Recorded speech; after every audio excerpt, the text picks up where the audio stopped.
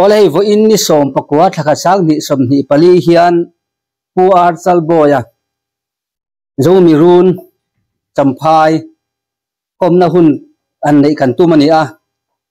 za ma chong thu channel atangin ngai thatu ten ngun takin mi lo ngai thak sak kan duwa hun kal to mi champhai history te le champhai thial theng poi mo zual pui te rem le tha ti ang te min thil turin kan nge na nga kan so ma ina ma hi champhai pa han ti ngota hian champhai pa ro pui kan ti kherani champhai jong kan prominent person kan nei chu tiang mi chu mi chuanom tak ani a nakina ama in apian le muna te introduction te an peve mai tura ngai tai la tin champhai ta na pa in phal champhai na amamo tur ang chi reng reng aram le thil nei po ui loba mi pui ta na sarkar ta te lo peto ti chin tu ani an hei antina na champhai government college ang chi te po aram petu te jinga telin abul tan tu te lo ni a tin tuna khuan champhai bypass road khan kona khuan chalboy junction ti mun khu police te duty post na mun te khu ama aram apek ani a tina bulaka khuan mizafidin gas andana mun khung te khu aram athona apek te an ni a chutiang chuanin chutiang mai ba ka chuan hei apu mingin government laldang memorial middle school champhai kheng hun zau tak alo peto boka chutia anga champhai mi puite ta na min phal tak kan pachuan vor ka han kom don ani a ama po hi hei champhai promoters club te po in ma ni na thona huna mi hlo thing special award te an lo pek to ani a chutiang mi chu kan kom don ani angun ta kan mi lo ai thak kan be se ani ole kapu vuina hian ga han kom don che a champhai lo indin tran dan te champhai a thil theng poi mo zuali tiang chi te kha khiat kan cha kani an zora mi puite zong zong tan lo ai tha ka ta na chu le tha I tiang kha min han khilanga ama sa in ipian kum te ipian le mu na te mo khala introduction kha rem le thai tiang chin kha mi han te ma support ta che hei voina kaphu lo hial khop nin ka ria champhai chan chin tele eng mo soi turin minron kom hi ro pui ka tia lom ka tia tuna yan champhai pa upa perpol kalau ni ve to kum somriat le panga paruk na mang tur mek kania thil eng mo champhai khodin dan te le thil lui kan han soidon ania engtin ye bul kan han tranang ti ka ngai tu ka soi thiam vak lo mai thei kan soidu cho champhai zol leilet zol om hi leilet lo pian chua tro bul te sa phawina min lo op dan te khalai bul khan tranila atha om mangai katia sa phawina mizoram minron op khan sa phaw khan rem khop an fin khop maya champhai le leilet om theina turang chi not wan lai pai te kong te lam lian an lo lai tlang masani chutiang chuan champhai khwa he lo dinga chuti chuan kan champhai leilet zol le tan kum hi sang khat zariat som kwa le pariat le tan ania chutaron le tan tu masaber cho sa lal sang chalboka kan timaya chu chuan bularon tanani ama sang chalboka chu lakhipur khochuak silchar kyang lakhipur uboi chuak ate khwa om thin ko ania vailian voi ni na khan kapten golan sang khat zariat som kwale pariat sang khat zariat som kwale sang khat zariat som sarile palia ani zok chu vailian voi ni na manipura tang tong le turina ron ruaya lấy lệ tan ron pal tlanga chu ti chuan an phei zela kai ruma khuwa khobung sa sozolan om lai son sai lo lal ro pui kai ruma khuwa an vahala chuan khobung pitar putar de phei chuan pusang chalbo ka khan holek leka an soi thin ani ti chuan vailian a lo re ta ka khan pusang a khan helaya leilet tur aom ti khria in Lakhipur atang chuan a lo chonal nala bularon trana chuti chuan tuna helipad om na so sesi tlang pui kan timaya solai son om munaron khuar masa a chuti chuan midum phai kan tia son sangkhat zariat som kwale pariata bulan ron trana an mi chor masak te chu dum ka kan ti tak mai an nia tun thlengin an bul tran na so midum phai kan la ti pha ta ni chuan se si tlang puya khan an in kur masa leilet kan sual chhota nget ta zela tun tlai khon nu en sang chalbo ka fa te tu le fa te pulal pana te ho te le tha ten se si tlang pui kan ramani ka pu sul nu om na nia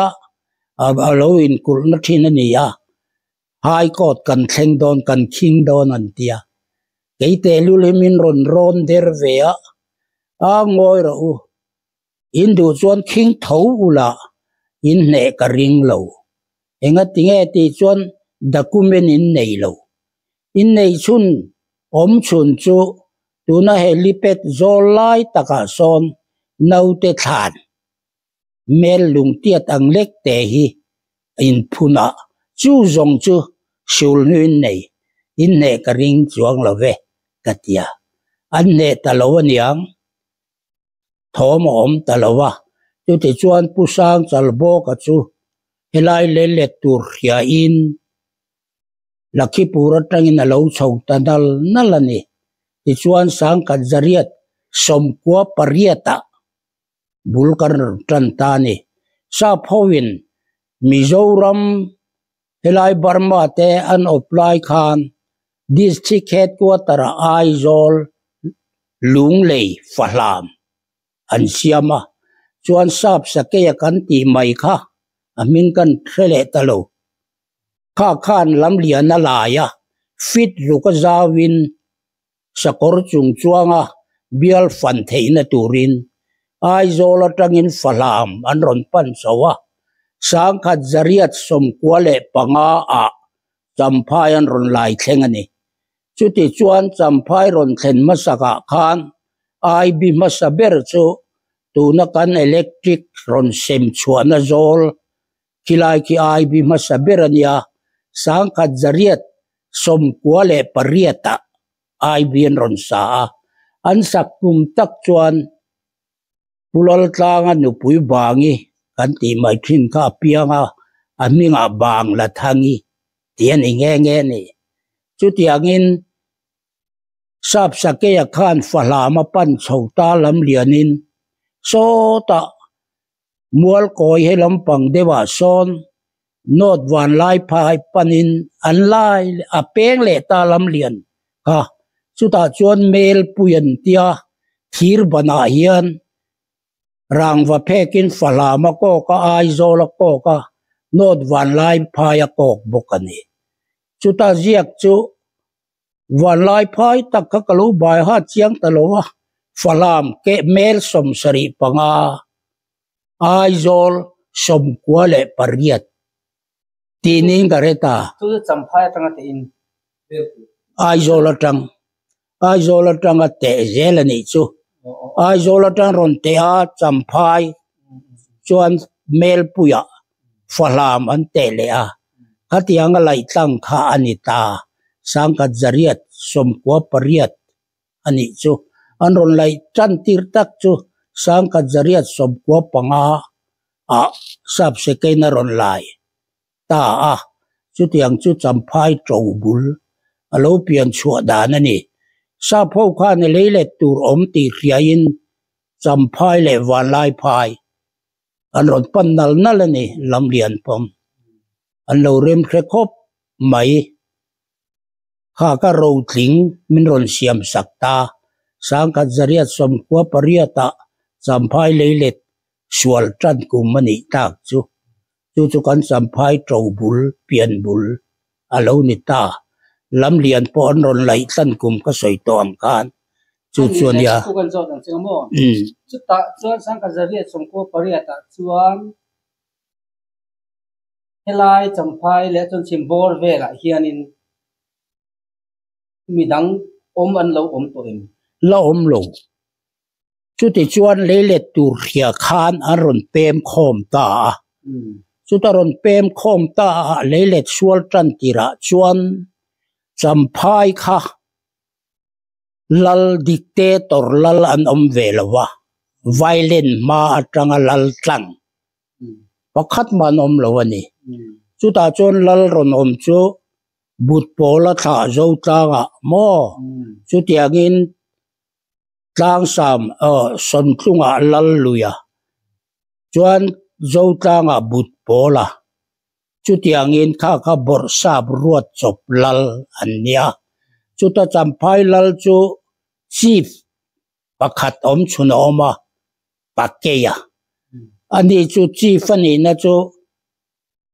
van wai kuma fa pa nia a u bia kunga mual koi tui china lala pakeya ka sai sia lala ruan tlanga ron ram tela chu lal tlang chun adang chu bor sap ruat chop vek lal kan nei ani chu ta chuan khami phuar khom tu op khom tu tur kan sargul inspector antia CI kan ti maya ching vunga inspector masaberani chu chuan thu buai la buai tele Champhai le jol hum dana siam dan engkim ran khal chua hun te oma khung lu hun te oma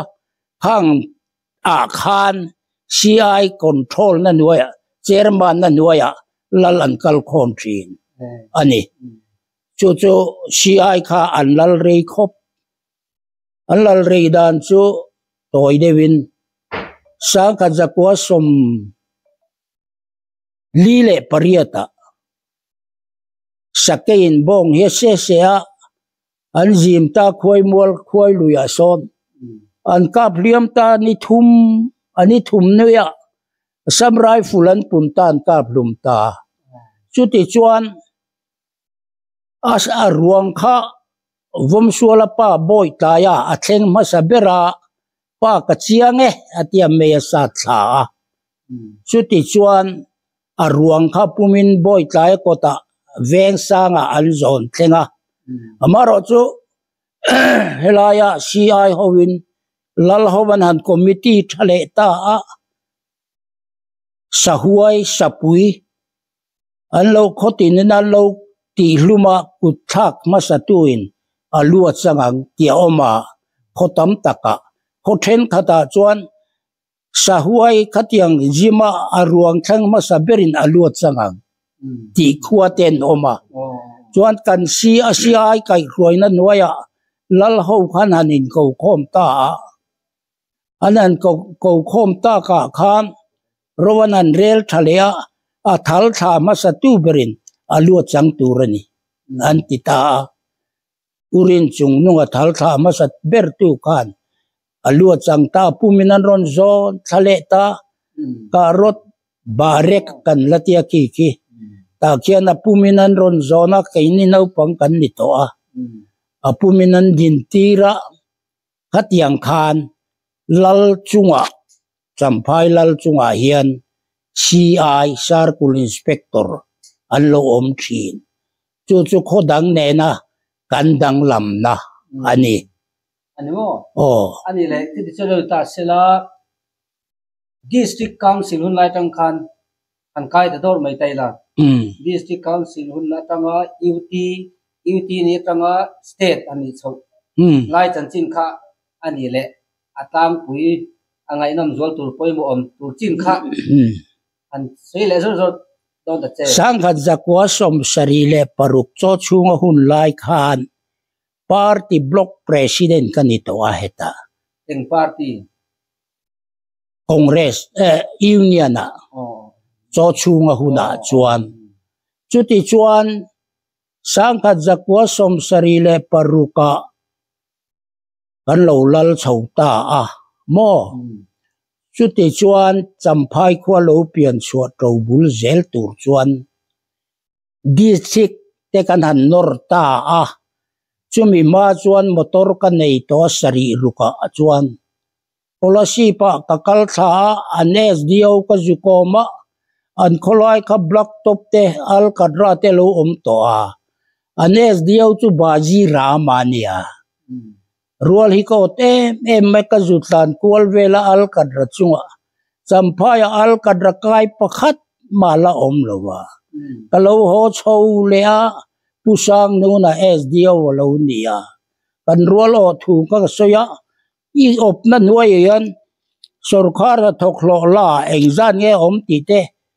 policy pa ka zota champhai ka zot boka ai nang lo khopa policy pan tluk lo maya chuti chuan district headquarter kan han norta le tin pu cho chunga huna khan party hruai tu kaloni to amo khatiang kaloni wang khan kalo be to district ki alung len tha khop mai pu than sang ate khatiang mi masa ho hang ho la live te khan lo be thina chuta le district ka an puang ta thut maya khozolan han puang ta kita thana an pion masaber ro piang a khan khale kha aron keng thami ron mu masaber maya kalum pop maya engtinge kan tiang o kan ti NGO kan in ko khom hal tarap rap maya chuti chuan NGO pol khan party te kan in ko khom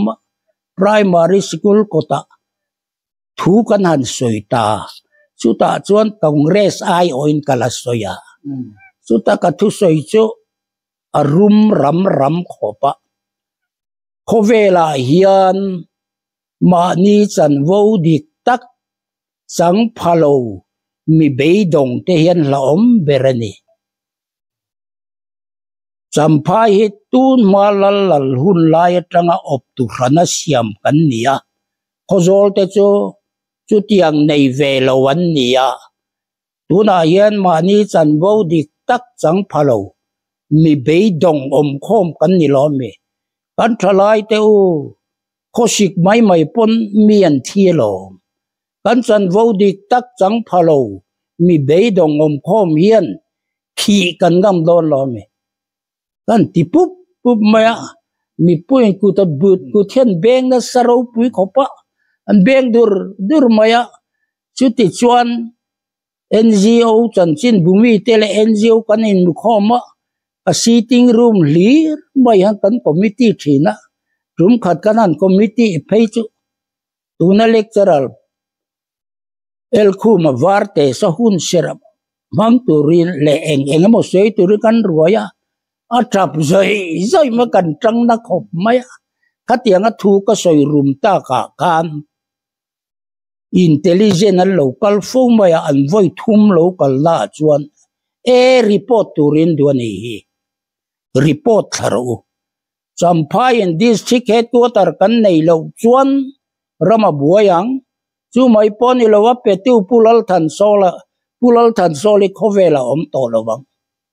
akal tlang chuan kan wanted don la than hola apetu chief minister chule pufak zuala khozol mak pa apetu chief secretary lo ni bok anni pani le chalngura za hal kha fak zuala mak pa ka khozol ka chu wanga pen ni chu wangin heya kal tlang ani chuan khovelan lawang kan wanted don an luman chu nai nga nge nuai som ni nge kan soi theilo ti kha ka soi ani TV a chuan an report tha he ka thu soi en ron report reng em katia SP ML ani ota kan vena an ron report em katia report tha thu soi ang te pulita atia ti juang kan lumta volunteer kan latta volunteer asang telan in petamai kan lumta pup maya katia kan han lumta em kha pulal than holan atuar ngam talova chuan Champaya district meron pele tani chu ta meron pek le a chuan pu hola te nu pan lo kalapi bo chingpui te khi lung kan phuna lung phun hon na khian thu ka soi le a sarmon ang dewin siam tu hereng te hilalpa hian mal som na petrin ti thu puya kan soita a kongresina Champai ta nan to trat forest te project te min lo pek to cho chunga huna pu hola te na min pek te siam tu herengin pu hola po MLA thang ting masaber tu kan nia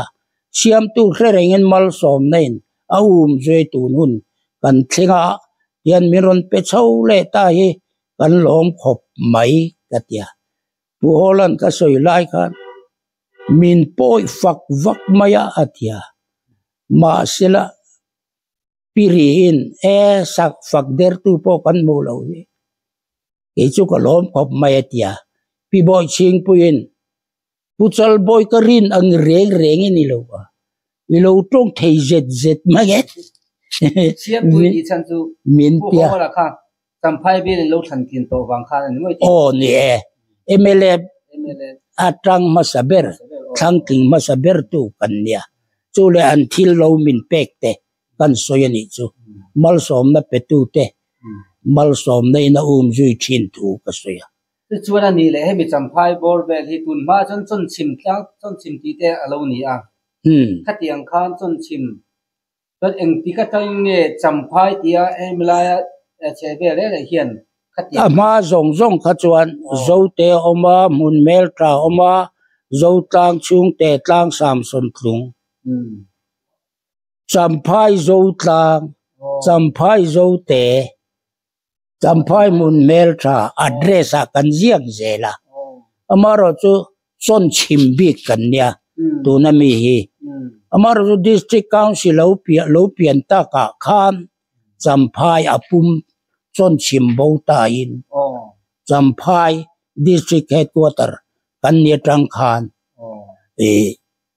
Eutia Champai ti alo keng ta ni ama zong chon chim kan ni bi ka chuan zo ten Champai chon chim Champai zo te an tia cha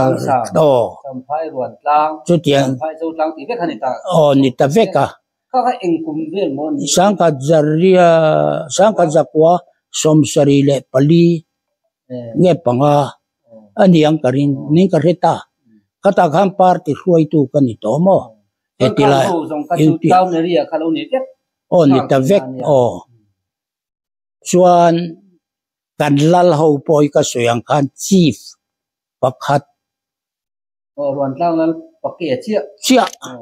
adang chu borsap rot chop vek tlang sama thang lianga mo zo te a thang lianga abor runa ache tha a german run le ache tha le a chu ta chon lom manata na tlang sam le zo te le buang tlang le khobunga lalna ron peni ro lura pa thang lianga kha aro pui khom mai alung do point zia vek so chu chuania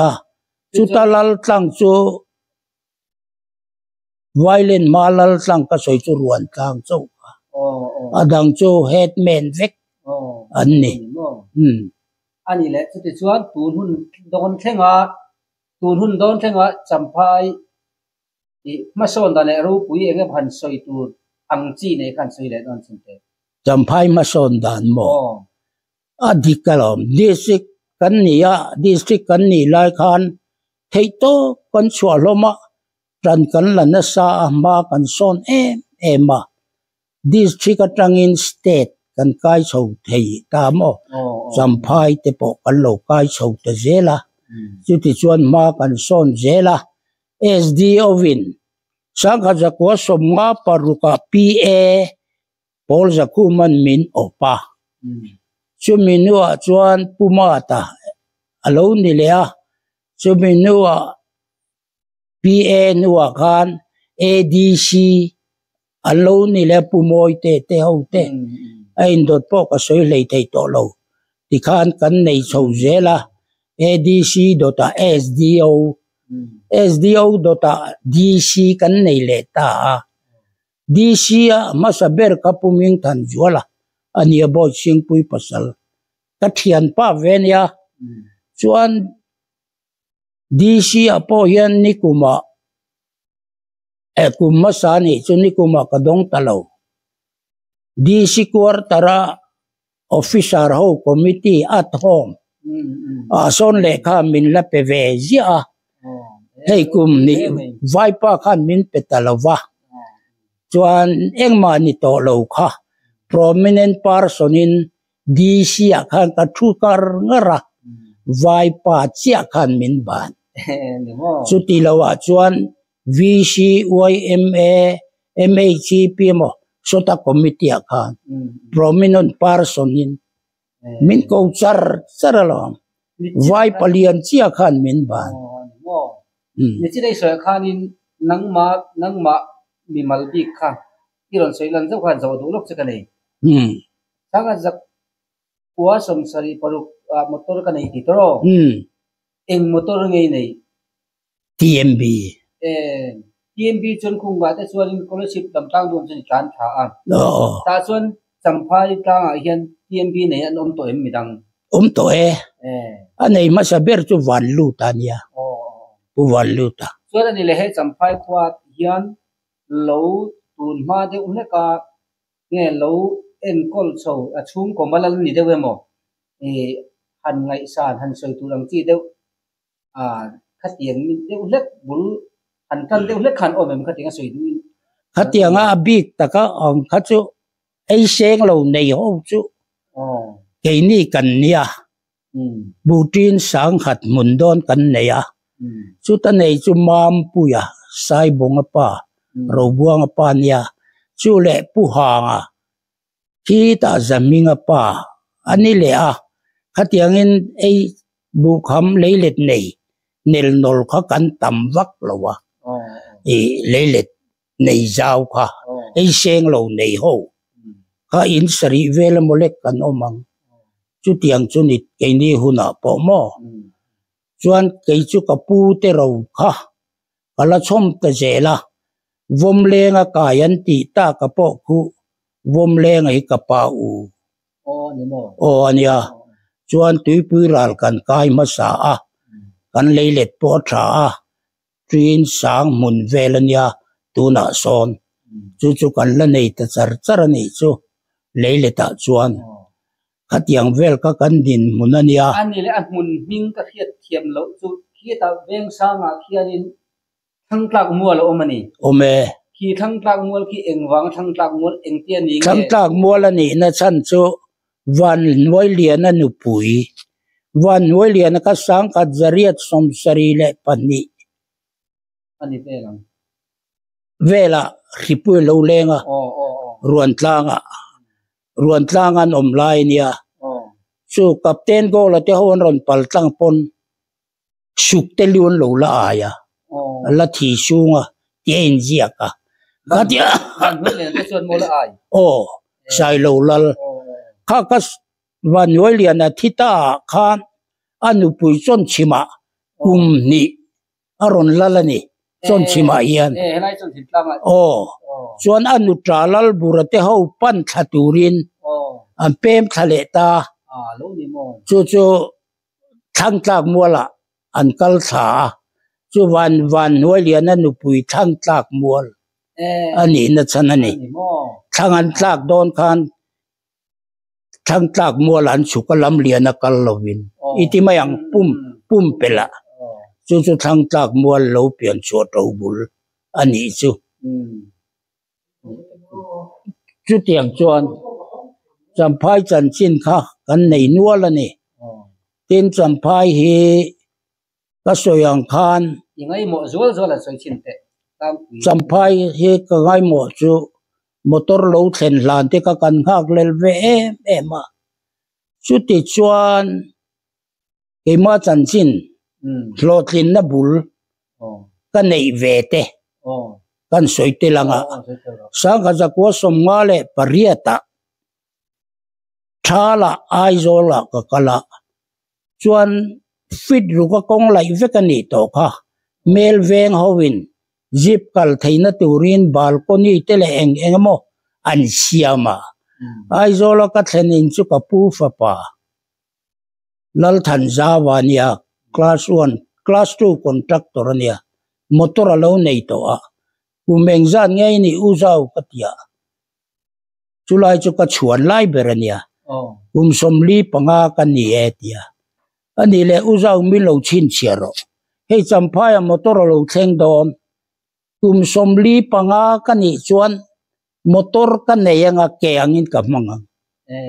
ก็ติงตันนี่ชินเชียงามินจุดที่ชวนกันซุ่มดองชาวตาตังวาลายตังอินงาเรียดลีงานเนี่ยมันเราพวกเราเขาคุมสมทุมเละภาษาริกันอินการกะเลยไทยตาตัวนักการการีภาษาริกันฮอลนานี่อินโลนับประคัดมาอมลวินจุงจงเราเปลี่ยนชัวตัวบุลชูตุมกุมบิตุกะกันเข็นจินตัวรวมมันนักขันนุนฟุงอินงานานาเนยละอาชวลทุยเทยเราคอนแทคเตอร์ก็เบียตัวนั้นคลาส1คอนแทคเตอร์เรจิสเทชันในอมชุนกัลเนียจำพายะ PWD นัวยะเตกอมะก็เบียชาวตังตังจุมุนัดอิติมายังมอยเราจงเราวินิเซละจูเทนอินนาซาก็รุยเวทียงเราก็รุยเทยเราเร่ก็รุยเวจวนกันนุนฟุงอินงานาบวยโดนทัดจุมีเสรงานุนฟุงอินงานาเนี่ยกุมบิตุก็ตุมเนยค่ะก็โลทินนับุลนี่อันนี้คือจุก็ชวนไล่ปออันนี้ชวนเนี่ยสรการพอเห็น5 year plan อันที่ชินฮีเฮตียว่าโบรูปนี่ละวินคุมงัดชินพลันนั่นเนี่ยอดอนเล็กคุมงัดชินพลันนั่นเนี่ยอินดอตเตที่ส่วนขันจุดที่ส่วนตุ่มบุลฟุกในอินพลันที่ที่ฮันในชาวเจนินที่ฮันจำพายปะเขาจริงตักที่เราในตานี่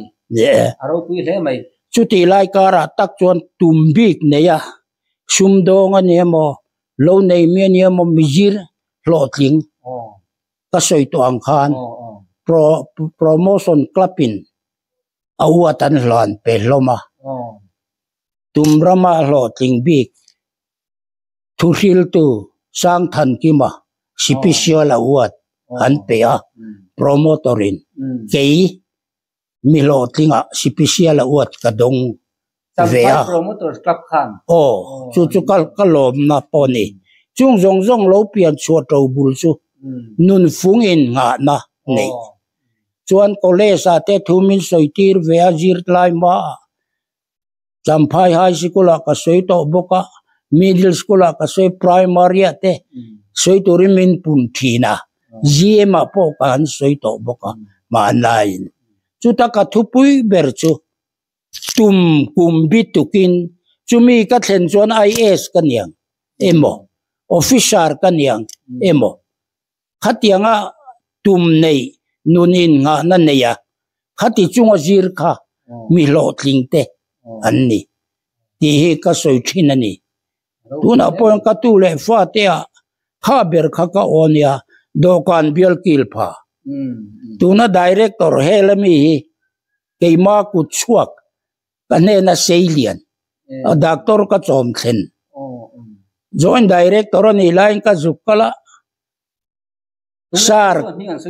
lal soma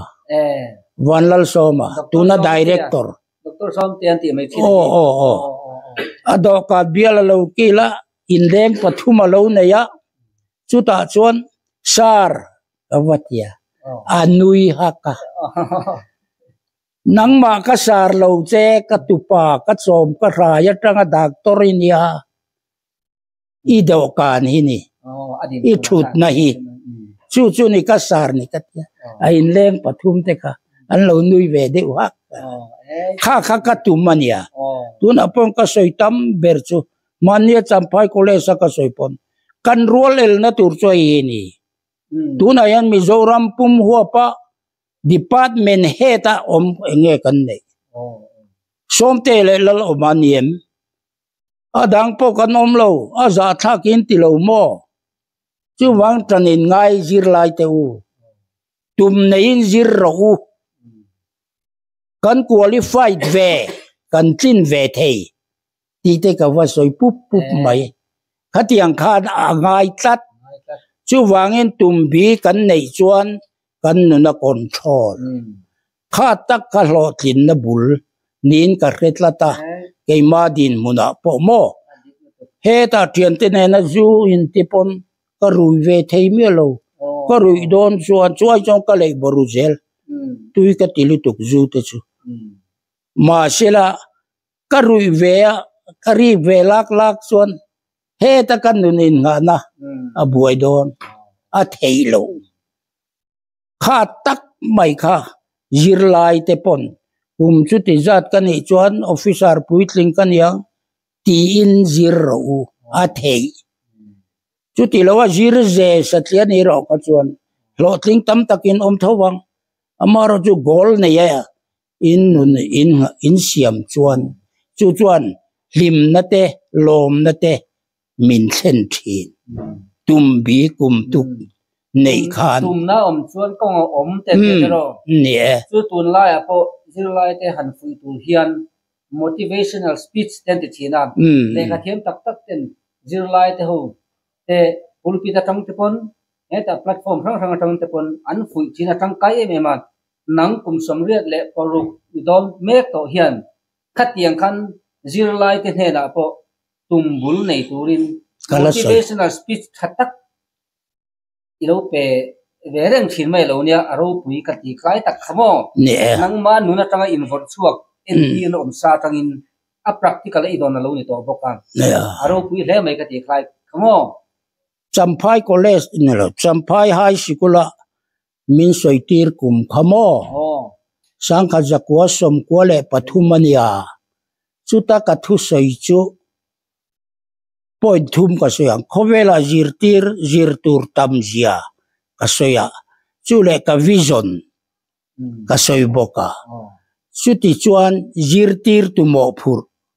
point thum ka soyani chuta ka soy pakhat cho lo puitling ka vision lo ngai re ro khowela zirtur tam em maya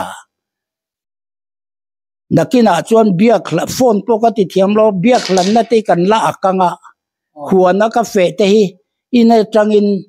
menon ko ho mai mayang huwa thuma kalo ti to a he nga tinge ka soi thei kan ti chuan indo pui pani na khan uar lesin uar tel lovin boruak melin mel som ni panga chia an lein betei uar tel lova in biak kha an expand zelanga kan lak mai do na lo katia Mizoram phone lo lu kha sang ni le pathum tiro ani velang ni chi ka chin chia lo khata ta kan ama ka soi ka vision ka soi kum som na chia alo puitling alo thleng dik ta chu wang zir tur tam zia te ka chai vela emo khowela zir tur tam em oma zir tir tu tele zir lai po a khia piang in min chang them te katia chu ta ka zo da pakhat siam chu zir ngai mi lo thiam sa hi kan ne ya chu enge ti ka zo ta min chang lei thei lo wa chu tiang chuan tu na pon ria in I ria em na Tava chang thei mai lo ve nia zir ngai mi lo thiam sa kan ne ya adang zong chu zir chop vek ko velom chu kan dam chung in anita zir ngai mi lo thiam sa kan nei chu tra lo piang lima trap top azir lo reng khatiang te khania adang chu zir ngai vekania chu wangin tumbi gol nein zir ro ti ka thupui ni thina khatia ka thupui soyang milo tling tur chuan ti tak tak ngai chuan mal sob na ro pui tak ka dong kei po hi tunaian attested officer ka kut chuak palian om ve ka chom ka rai te amaro chu department head meu chu som te deu chawala ni chu adang aro chu officer pui tling chu ho zong zong lo pian chuat ro bul po chu tum gol nei azir tur ti kha ka thu pui berani tho tu na po hian mi lo tling te po hi nei la edila tum neya le ka zir te tum neya sum dong te tum neya lo nei mi te an ni vek chuan chumi thlinga chumi kuma chuan chumi kania ka thlengang kha khan tai mak na te tum ru na te lim na te min pe a kha tum nei lo wa thok ve satler wazir ve ringot minan tialom tiang ringot ati ve thei tho tam takan lo tling tho maro chu gol nei bi ka ti ka chu mi hlim mi o om an tum ram ti pui tling te an ni tlat zel chu an hlim na te lom na te a thlen thin ti te kan ti bur nei chu alo ome ni danga po du le tu le adot le te po kan la sei le ikom le zel nga kan damanga tro ne zara dam te ne lo om le zel nga nia tu ne kan soi ku be kan soi seng lo ni tu na po nak ma po han zo an so chu dan te po kan thiam lo amara chu nang ma om kha i soi mok kha pot kha apoi mo wa i khan thil tha tam tak soyang atop lam kan nei to mai do ni mi ne leilet lo pian chuat ro bul te kha poi mo sa phawen min of dan te ka soi to a lam lian lai tlang kum te po ka soi to a sap sakian aron lai tlang te mo champai motor thlen te khang te kha ka lo mit tha vek man thina kan soi du le pakhat kan soi le lo champai Mizorama sumdon na te le eng emo ngai tua masa ramri boundary naya Burma te na om kanya China puru masa kanya sumdon nan chuta champai hau samasa chu pian sons sang khajakwa so ma pe ma zotang atangin chuta la pem thale chu ai vela puhawa building.2 ku aninya thanglo ta zuru ya anchip anlang zel wak lo thang ruma an son thang dewan son zote ko chua ni vek takitro ku ngo ku thang ru China pur vek chuan kapu lung do so chiar ula lal to ka so kapu kanu pania do banga so ka papa alung do chiar so do banga hausa zo a poisa nei te zia so China pur ve tho mi enga China pur ve tho mi pur tho ve a chuta pe man tum lai takin ka pavom lenga kha tv na ngorta an thulta ni mo chuan kan soi zel mai ho khalai ko kan tha tu te kha aza tha ke bo parelo chuti chuan kapa kapu khan poisa sang khat janie ne ya asum zong zong tlai za som ni panga silet liga lom so nge ya an zia ka chiar la tlai za som ni panga nei ti chuan sang khat zali kan nei to tang karua chuan nau pang te kan nei lai nau pang dang lam bi kan ya kapa den in nuaya bel chunga kan khunga po ji in tang karua kha tu ma khiat loin thom mol kya kan phum thina chona zu phor thina kapa in zu in mi an ya kapa chu kapu do banga thin nuwa an por thei khopa a por tum chuan a poisa te khawa phora sang khat zali kapu min huwa chwa sang khat zani sa khat zali kan nei to a aron phora sal chung boy pa veng vong kan ni lo me juin la duem atia poisa kha in sar siak tir thin cheng somria ser khat tang karua ka anita cheng zaria tani cho ser so sang khat zali chu arit in poisa chu ba tiang char tir vel khina por vel kha chuan ka pa chan chin a Christian lok talowa chuan puitlin nu devat baptisma changchau kan ne ke ni po chuan a kota puchal thua mai na rum kha chu puro buang apona jetel kha zuan in khoma azuroi kha zubelat ortira anon zon phe ina keine kan se thei tok tok kala di dewang chu liriat chu ta chon atap pur maya ko rana om ve ka du ta atia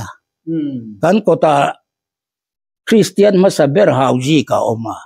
avain report ve a tana anjiak luta chuta tengna Christian ta chuan kan poisa nei sa te akha ikang kan kol tharenga katlang walai tangin silchar a kaliam pui ve ni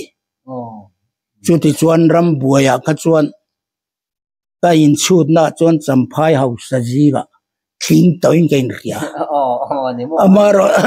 amar tu rama buaya ka volunteer a thum ka volunteer emene pa underground ni lo ve to mo some rifle camp la tu kan nia ni mo chung de chuni ta soila cha kom don le mai a pero captain kan ni mo le ni mo emene pa underground captain in man mo khoi lai tengi bial ve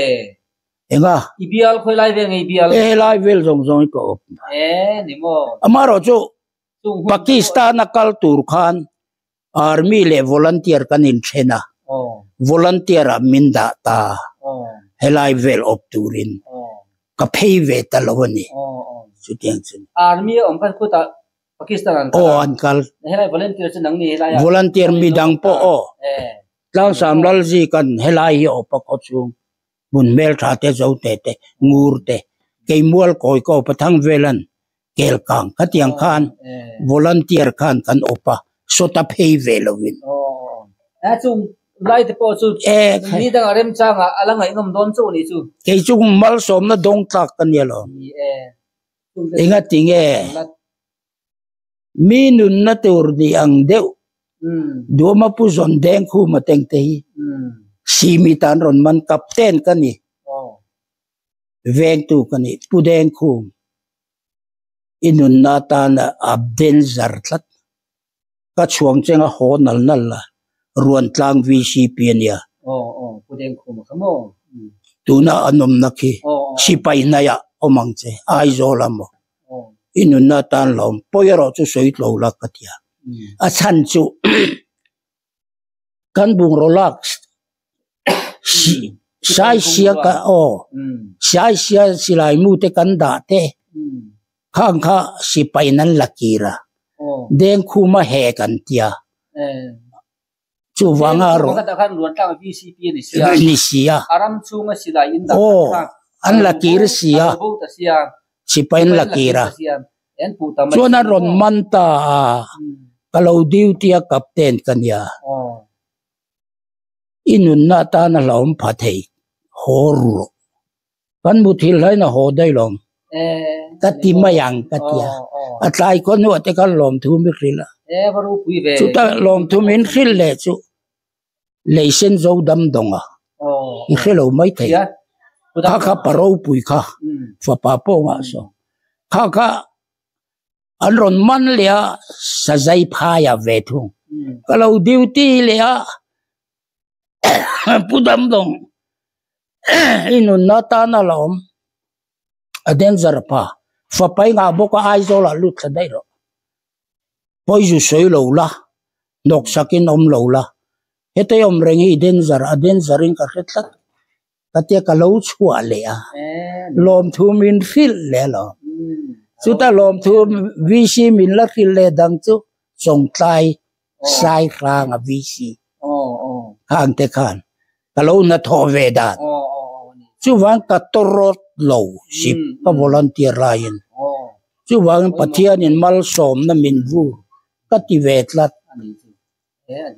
nakin kal zelata na hlok puina nilowa nun na lak sak mai tiang vel khatiang ka huat lai takania kapten ka dia brita ka kenga operation in kan kal thida sipayan lo nai hongain pon ariak rumin de kari zan pon ise kari puizel ka hote khat chuti lo chu min ka chilangan ti hian mo vc thu ka o izel chu wan ka kal kong ka chuta mal som na dong tlak pathian in mal som na min pek dan te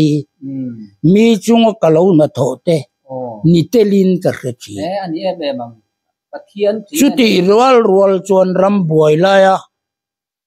nun rong lutuk kal phung ke kan khia mo mi nun na lak chak riau ke mani le ke mani te sual thok tiang ke chu ko ni lo chu kamal som don na ka pu vetlat chu tu nuwa kamut puna po kalom na alo thleng ve fo alo ka sei da ni da kana soi chun jom vele anga hele atop lam lo mai theya lo re min lo re tiam la ngai khatu ten ka thu soi te hi kari bura amaro zok cho thu dik ka soya kalai ka ka kalphung ve ani maya mal som na dongin tu hun som riat chuang nel nol pathian min kai khuaya heng zong lo pian chua tro bul po hi pulpita tele khoilai mo sarmon vak tanilo amaro zok cho pathiana in ngatin kachak lo anga